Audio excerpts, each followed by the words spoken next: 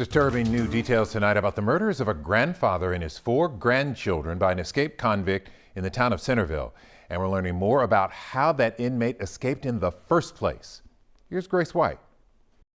As a family prepares to lay their loved ones to rest, investigators with TDCJ and DPS back on the crime scene in Centerville. What's so unique about this, first of all, is how long the manhunt lasted. Dr. Mitchell Roth is a professor at Sam Houston State University. He's been studying the Texas prison system for 30 years. A lot of the information wasn't released in a timely fashion.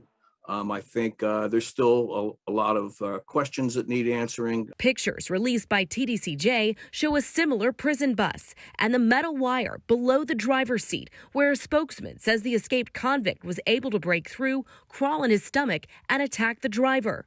TDCJ tells KHU11 when the escape happened, the other inmates were creating a distraction on the bus by singing, yelling, sitting up and down, and clapping their hands.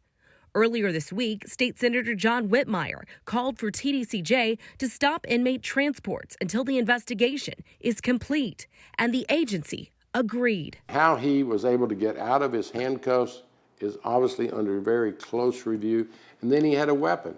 So whoever patted him down made a huge mistake. The Dallas County medical examiner lists preliminary causes of death for the grandfather, Mark Collins, and his 4 grandsons, 18-year-old Waylon, 16-year-old Carson, 11-year-old Bryson, and 11-year-old Hudson, as a combination of gunshot, stab, and sharp force injuries. Professor Ross says Texas has had high-profile escapes before. For instance, in 1998, when they had the escape from death row by Martin Guruli, they ended up moving death row.